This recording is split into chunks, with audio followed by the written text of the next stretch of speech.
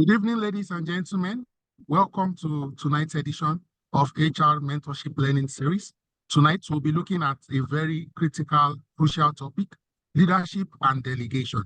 Our facilitator for tonight is Mr. Ibrahim Adeniji, and I'll just read very briefly about his profile so that some of us can get better acquainted with him as we listen to him and engage with him tonight. All right. Ibrahim Adeniji is a certified practitioner and a seasoned speaker. He worked with Braswell Consulting and accreditation for getting managers.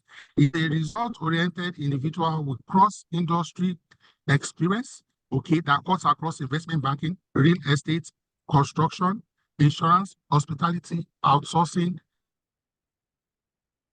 He has about a decade experience and he excels in HR consulting recruitment selection.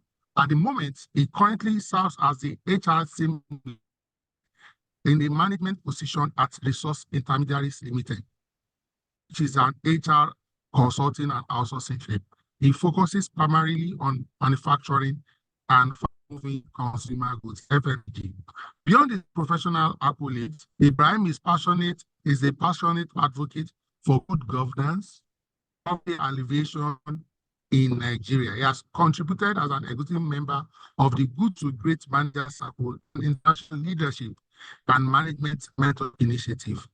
His compelling speaking style, which we'll soon come to see, and ability to connect with diverse audience makes him an inspiration to many. For the first time on this prestigious platform, welcome Ibrahim Adeniji as he speaks to us on leadership and delegation. You have the floor, sir.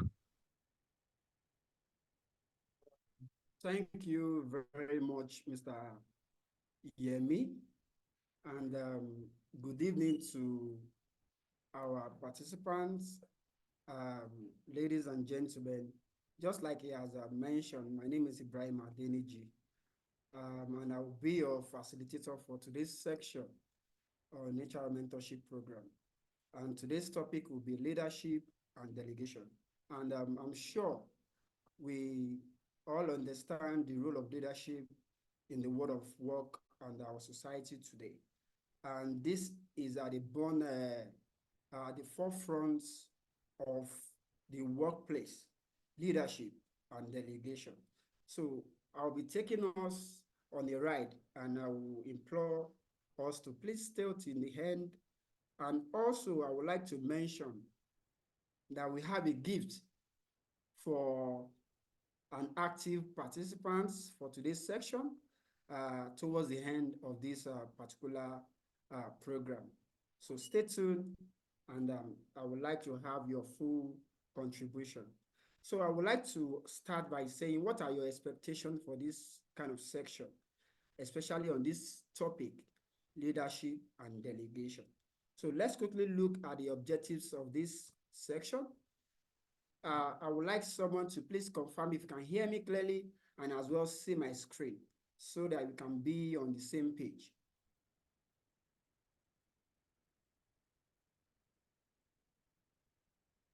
Please, just for someone to confirm if you can hear me and if you can see my screen. Sir, we can hear you and we can see your screen till the end of the program. Thank you. Awesome, awesome. That's a very nice feedback. So looking at today's objectives, of course, will let us into the essence of leadership and who a leader is. I'll be taking you to understanding the 3 P's of leadership, and as well ways of becoming a good and effective leader. Also to understanding the relationship between leadership and delegation. And lastly, to let you understand how to effectively delegate. So these are the key objectives you will be taking home. So let's start by saying what or who is a leader, or what is leadership. So without wasting much of our time, I would like to say a leader is a person who influences a group of people towards the achievement of a goal. And a mnemonic for this definition would be the 3 P's at which leadership operates. a person, purpose, and as well people. Without these three elements, there is no leadership. Okay?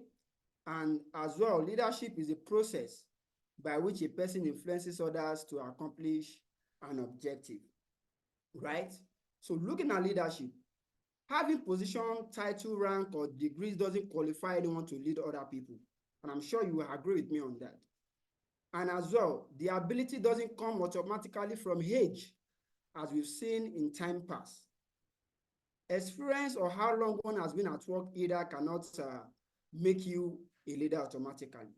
It will be accurate to say that no one can be given the right to lead. However, the right to lead can only be earned. Key attributes required is the ability to make things happen. Okay? In leadership, your ability to execute, your ability to give results, your ability to deliver will give an indication of leadership. So looking at the 3 P's, just like I've mentioned, person, people, and purpose. The person here is the leader, okay, who is going to envision or set the roadmap, right? And the people are the led, the followers, okay? And as well, the purpose, which is the vision itself or reason for leadership. These 3 key elements are very important when we talk about leadership. Taking it further, is leadership a position of office or authority? Or is leadership an ability in the sense that he is a leader because he leads?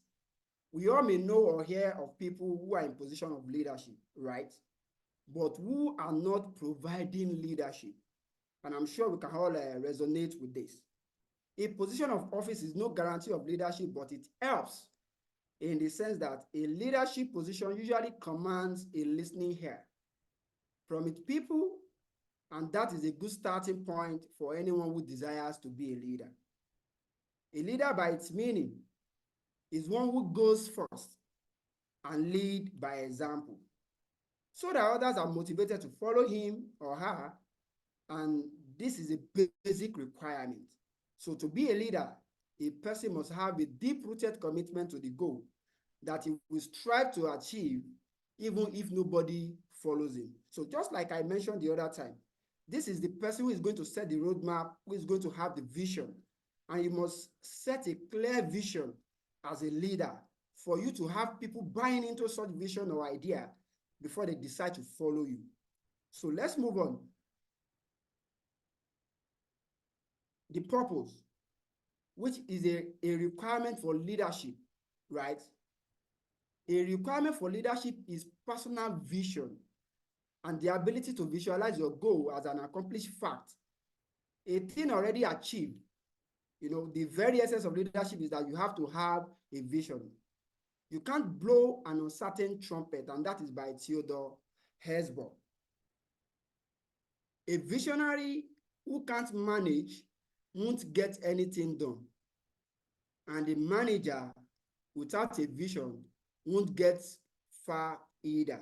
And that is from former CEO Shifo Group. This is an organization into airport business. The next requirement is the realization that the goal cannot be achieved alone, right? Without the help of others, that is where the people comes in, okay? Is there a natural grouping of people from whom you can elicit help? For me, no. Or do you have to recruit your followers? Not in all cases. The latter, you face a greater challenge. But whatever the situation, the leader must integrate his or the organization's goal with his followers' personal goals and then communicate this goal in such a way that they embrace it too, and the goal becomes a common goal. That is the purpose. People, and I would like to say, pity the leader caught between unloving critics and uncritical lover. The other way around is you don't listen too much to your pace singer beyond your critics, because it will do you no good. To be a leader, one must have followers, of course. To have followers, one must have their trust. How do you win their trust? Why would others trust you? Most importantly, are you worthy of their trust?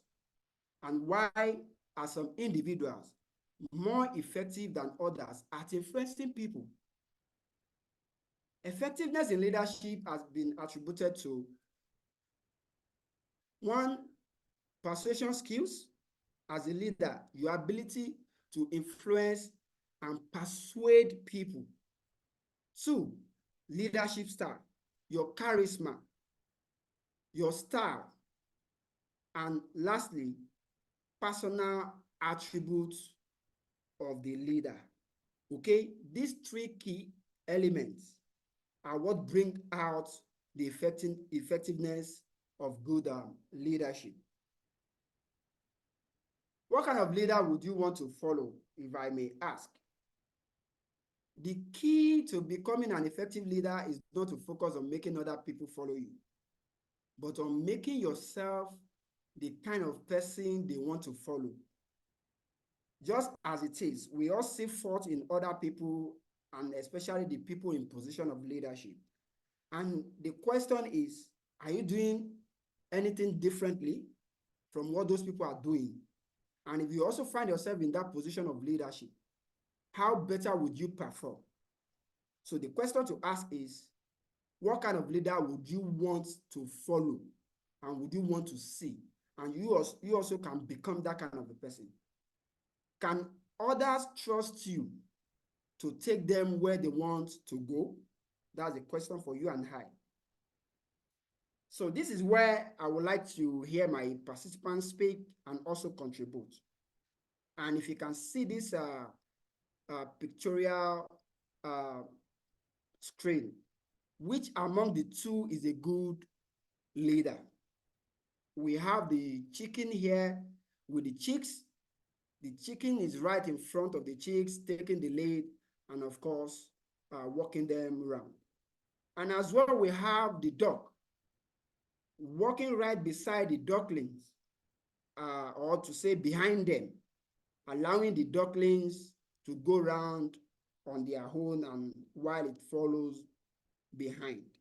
So if anybody would like to unmute and just contribute to let us know which among these two is a good leader by the picture you have on your screen. Anybody? Just a reminder, we have a gift for one lucky winner who is going to participate actively in this section. So just a quick one. Anybody? You have the chicken, you have the dog in this picture. And in your own estimation or reasoning, which of these is a good leader? Okay. Let me move on. The chicken walks ahead of the chick and is forced to try out any new challenges, right? This is as a good leadership style with vision. Okay, so this is seen as a good leadership style with vision, and a leader must have a vision greater than the follower he leads and be ready to guide them through the troubled waters. That is for the chicken and the chicks.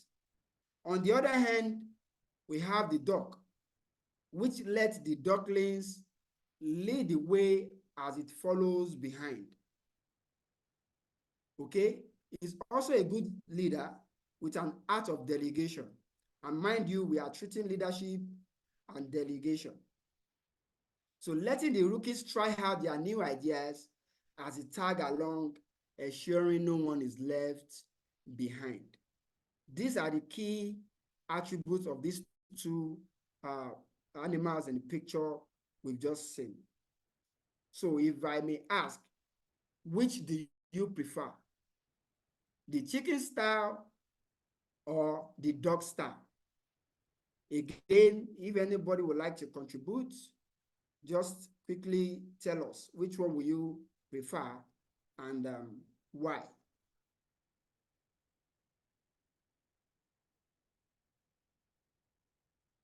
Anybody?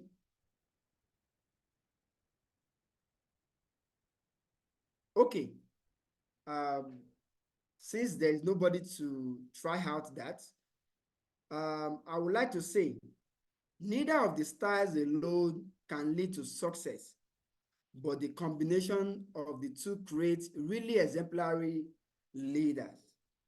Both the chicken style and the dog style are great leadership style, but the single style cannot make you a standing out leader. Rather, the combination of the two would make you a good exemplary leader. How do you become a good and effective leader? One is let go of your ego. The truly great leaders are not in leadership for personal gain. They lead in order to serve other people. The best executive is the one who has sense enough to pick good men to do what he wants done, and self-restraint to keep from meddling with them while they do it. That is by Theodore Roosevelt. So, as a leader, you need to let go of your ego. You need to be vulnerable, and you need to lead with candor and empathy. Moving on, you also build positive relationship. Leadership is influence, nothing more, nothing less. That means that leadership by nature is relational. Title and position means so little to effective leaders. Intuitively, people go along with people they get along with. So you can't afford not to build relationship as a good and effective leader, as that would be your emotional bank account for leadership. Work with excellence. No one respects and follows mediocrity. You can't be a mediocre as a leader and expect people to respect or follow you. No. Leaders who earn the right to lead give their all to what they do. They bring into play not only their skills and talents, but also great passion and hard work. They perform on the highest level of which they are capable. Also, you have to rely on discipline and not emotion if you want to be a good and effective leader. Leadership is often easy during the good time, right? It is when everything seems to be against you, when you are out of energy and you don't want to lead, that is when you earn your place as a leader. And truly, leaders are best identified and known and seen during crisis. People who storms the weather, people who in crisis can see clearly beyond the current situation. At that moment is where you have your seal as a good leader. To make it through those times, rely on the rock of discipline and not the shifting sand of emotion. Make adding value your goal. Help people to live better lives and reach their potential. That is the highest calling of leadership if you ask me. And it is the highest value you can ever have as a leader. You must make your priority value add. You must add value to your followers, to your people at every given point. And that is what they have as take home as followers, because if your followers can't see anything in it for them, they won't follow you. If they have no reasons to gain or have anything to take from you, they won't follow you. So you must make adding value your goal if you really want to be a good and effective leader. Give your power away. One of the ironies of leadership is that you become a better leader by sharing whatever power you have, not by saving it all for yourself. And a lot of people are found on this table. I wouldn't know about you on this call, but you see people holding power, authorities, or basically not sharing their knowledge. You are meant to be a river, not a reservoir. If you see your power to empower others, if you use your power rather to empower others, your leadership will extend far beyond your grasp. My leadership trick is to surround myself with the best people possible who are much better at specific tasks than I am. And that is by Josh Niels, the former MDC of the Shifo Group. As a leader, you need to empower others. You need to create that succession planning. And mind you, leadership is not just about you. It's about the vision and the continuity of it. So if you don't give your power away, if you are holding your knowledge or your skills and ability, then there won't be continuity in that space. At this junction, I would like to say leadership is delegation as it is. Leadership in the workplace cannot really go far or be successful if you can't delegate. And delegation in leadership is not only helps get things done, but also empowers employees by giving them greater autonomy. No leader can do all things at all times. And delegation is a key tool for boosting team and organizational performance and efficiency. This is a statement by Greg Brochel. When you delegate tasks, you create followers. But when you delegate authority, you create leaders. Delegation is not just about allocating tasks, as we are going to see as we journey on in this section, but also giving your power away and giving authority to other people.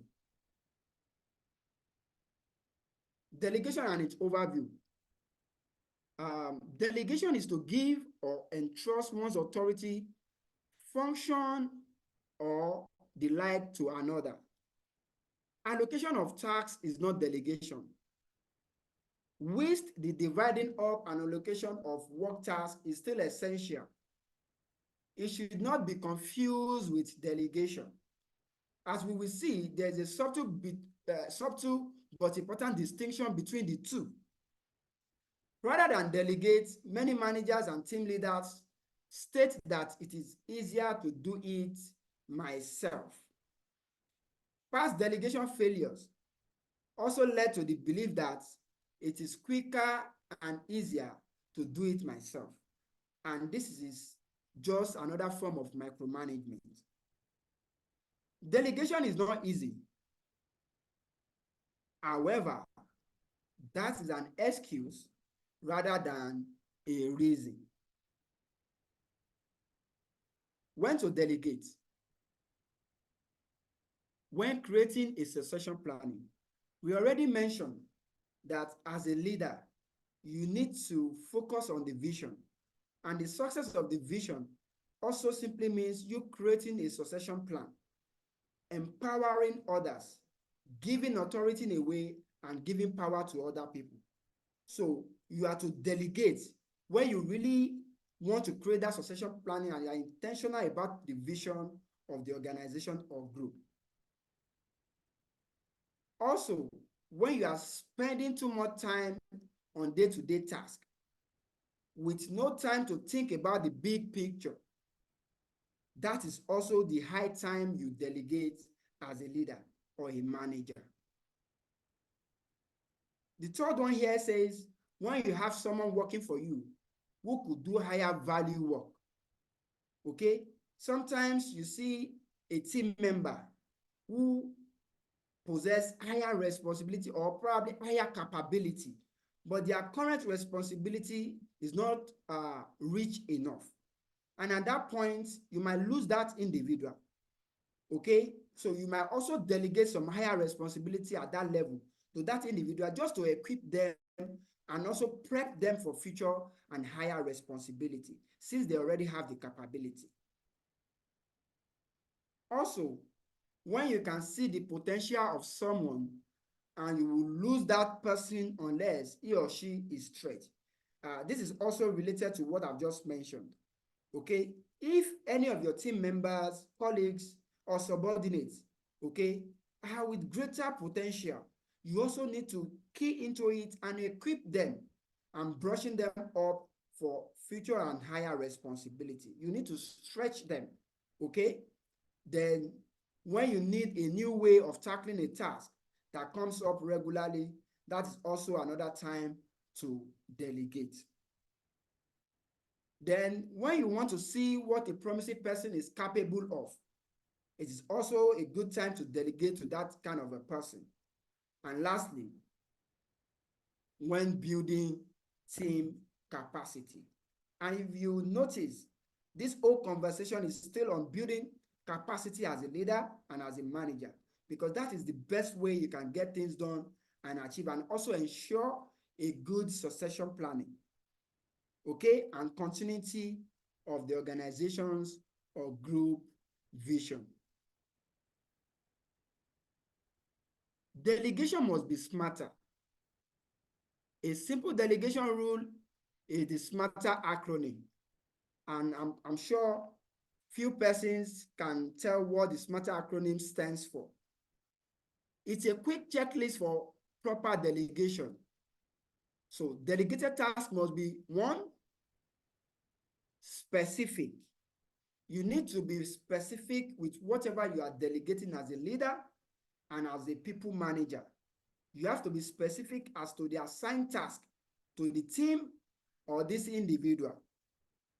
That is the S. Also, measurable. Whatever you are delegating must also be measurable in terms of results and outcome. It must also be agreed. Whatever responsibility that you are delegating to the team or individual must be agreed upon so that there can be alignment as to the expectation from such assignments or delegation. It must also be realistic. Okay, whatever you are delegating must be realistic, must be achievable. You don't set unrealistic targets or expectations for your team members or subordinates and expect them to perform. No, that even makes you a bad leader. So whatever you are setting must be very realistic and must be achievable. So we are already into the XMAR within the SMARTER acronym. Also, the T, which stands for time bound. Whatever you are delegating must be time bound. You must put a time or deliverable time to it for proper measurement of it. So if you are delegating and you are not allotting tasks or deliverable period to it, it means it's not measurable and it's also not realistic. So there must be time bound for proper measurement of the outcome. Also, it must be ethical. Okay, you don't delegate some unethical task and assignment to people. No, you don't do that. So whatever you are doing must be in line with the law and the standards of that organization or group. And lastly, it must be recorded. Okay, it must be documented so it remains a fact and also for people to make reference to, either for the success or for the failure of it or for probably improvement. Okay, so delegation must follow this simple rule of the SMARTER acronym, which is specific, measurable, agreed, realistic, time-bound, ethical, and recorded. Moving on, steps to successful delegation. One, define the task. As a leader or a people manager, you must define the task, okay, at which you are delegating. Confirm in your own mind that the task is suitable to be delegated, and does it meet the criteria for delegating, okay? You don't just delegate. You must ensure that whatever you are delegating is in line and is well defined within the parties. Also, you must select the individual or team member to be delegated to. What are your reasons for delegating to this individual or team members? What are they going to get out of it? What are you going to get out of it? Okay, so you must select the individual or team. Also, you must assess the ability and training needs. Is the other person or team of people capable of doing the task?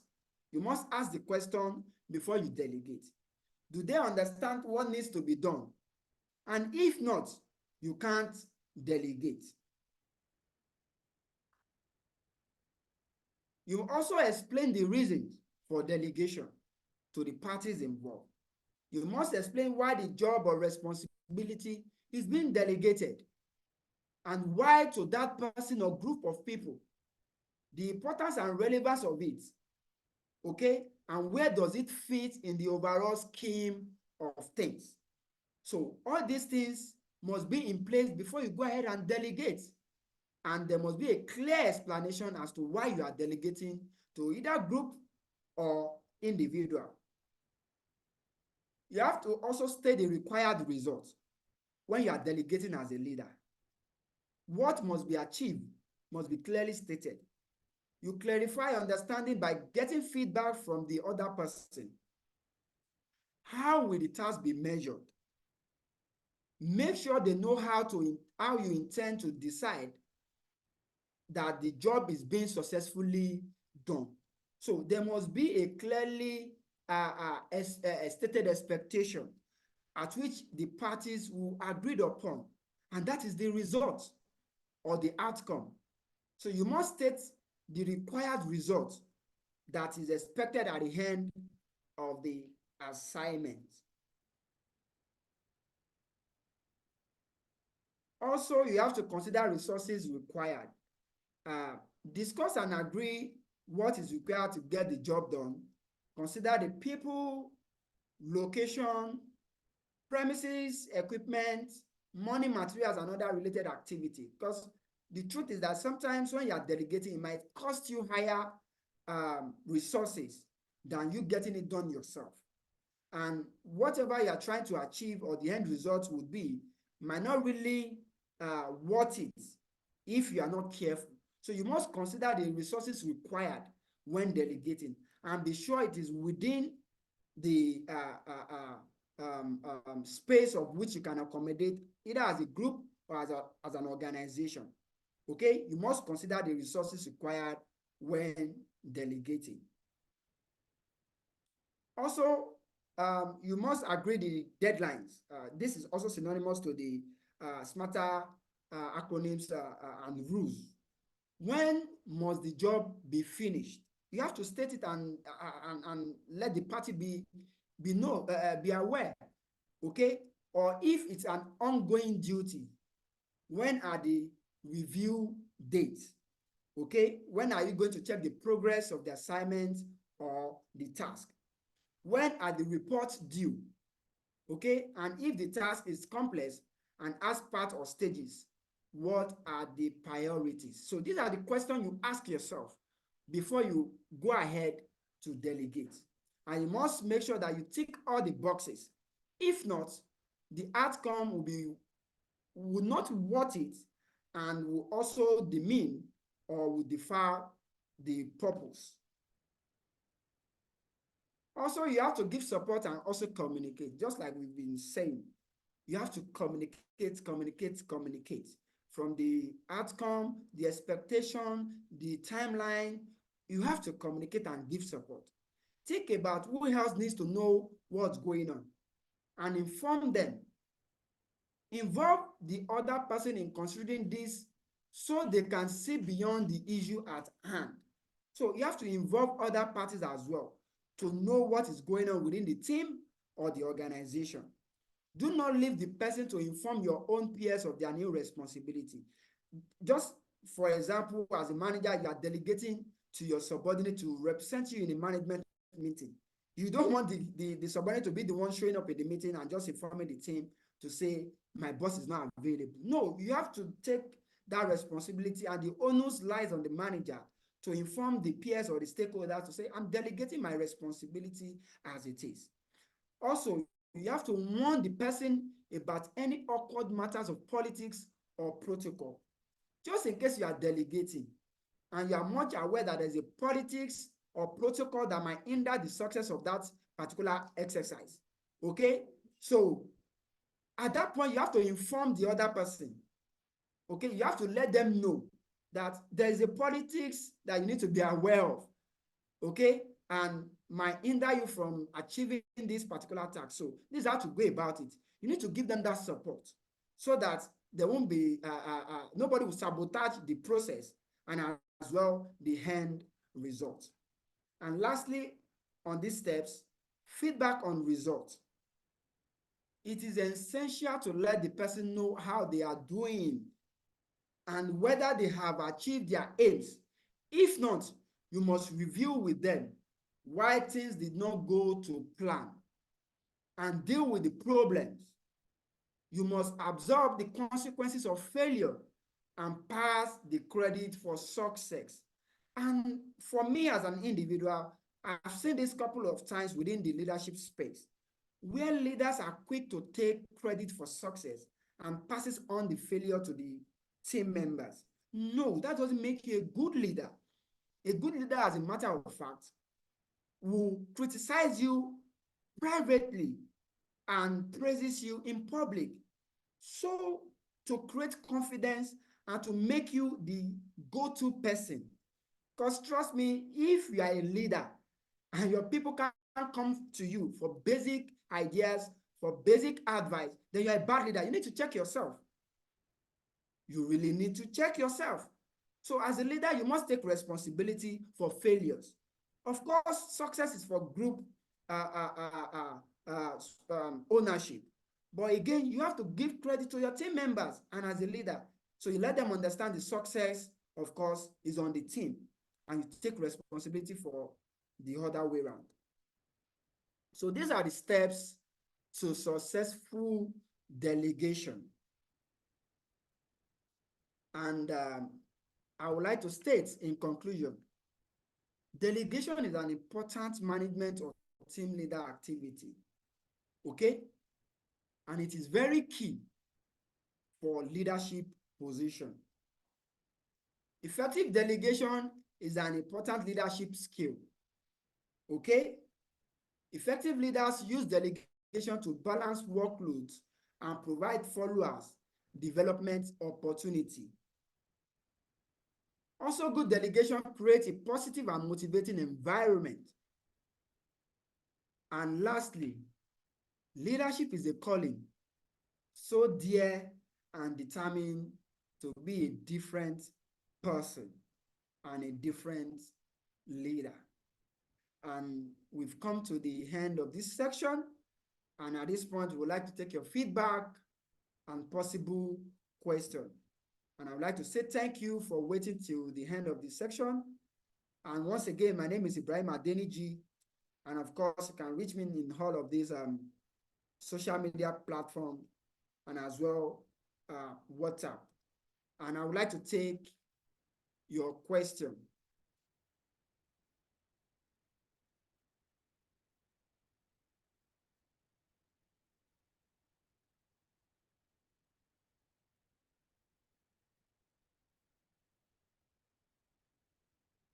Any question from the audience?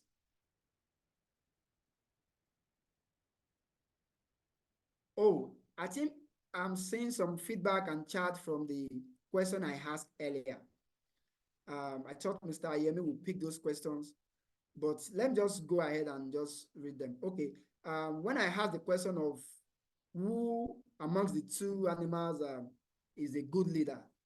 Jessica said the dog, and as well, Destiny Damilola said the dog as well.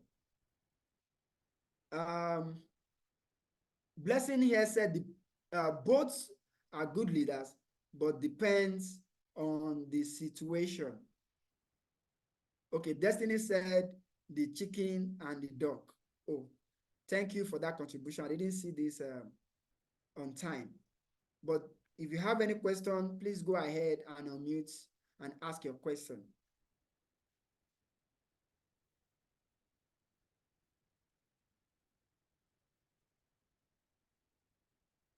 Anybody?